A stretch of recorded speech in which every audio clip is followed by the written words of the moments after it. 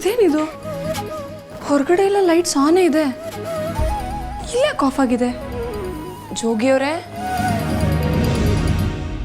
ಜೋಗಿಯವರೇ,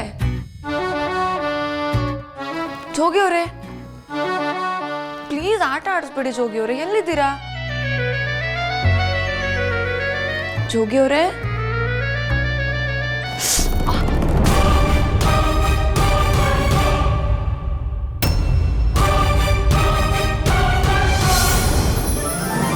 ಅಯ್ಯೋ ಅಮ್ಮೀರೆ, ಅಯ್ಯೋ ಸಾರಿ ಅಮ್ಮೀರೆ, ನನ್ನಿಂದನೇ ಇದೆಲ್ಲ, ಸಾರಿ.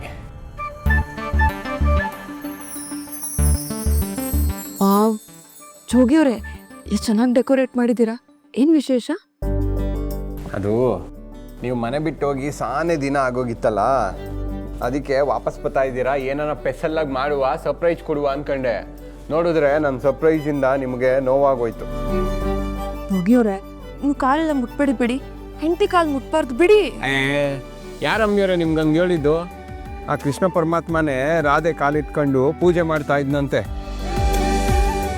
ಕೃಷ್ಣ ರಾಧೆನ ಪೂಜೆ ಮಾಡಿ ದೇವರ, ಹೆಣ್ಣನ್ನ ಗೌರವಿಸಿದವರು ದೇವರಾಯ್ತಾರೆ, ರಾವಣನ ಎತ್ತಾಕೊಂಡೋದವರು ರಾಕ್ಷಸರಾಯ್ತಾರೆ. ನಿನ್ನೆದುರಲಿ ನಾನು, ನನ್ನೆದುರಲಿ ನೀನು, ಜೊತೆ ಜೊತೆಯಲಿ ಹೀಗೆ ಇರುವೆ ಜೊತೆಗೆ. ಓಹೋ, ಏನ್ ಜೋಗಿಯವರೇ, ಎಜುಕೇಶನಲ್ ಆಗ್ಬಿಟ್ಟಿದ್ದೀರಾ, ಎಷ್ಟೆಲ್ಲ ತಿಳ್ಕೊಂಡಿದ್ದೀರಾ. ಅಯ್ಯೋ, ಪಿರುತಿ ಪ್ರೇಮ ಅನ್ನೋ ವಿಷಯ ಬಂದ್ರೆ ಈ ಶಂಕರ ಪಂಟ ಪಂಟ ಅಷ್ಟೇ. ಯಾಕೆ ರಾಧಾಕೃಷ್ಣನ್ ಬಿಟ್ಟುನು ನಮ್ಮ ಶಿವ ಪಾರ್ವತಿ ತಗೊಳ್ಳಿ. ಶಿವ ಪಾರ್ವತಿಗೋಸ್ಕರ ತನ್ನ ಅರ್ಧ ದೇಹನೇ ತ್ಯಜಿಸಿ ಅರ್ಧ ನಾರೀಶ್ವರನಾದ. ಅರ್ಧ ದೇಹ ತ್ಯಾಗ ಮಾಡೋದು ಅಂದ್ರೆ ಅದೆಂತ ಪವಿತ್ರವಾದ ಪಿರುತಿ ಇರ್ಬೋದು, ಯೋಚನೆ ಮಾಡಿ.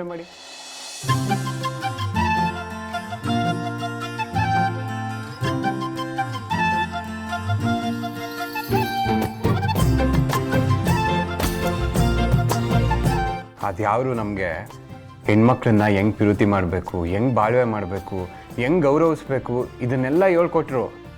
ಆದರೆ ಮನುಷ್ಯರು ಅದನ್ನು ಅರ್ಥನೇ ಮಾಡ್ಕೊಳ್ಳಿಲ್ಲ. ಅದಕ್ಕೆ ದ್ಯಾವ್ರು ಮನ್ಸ.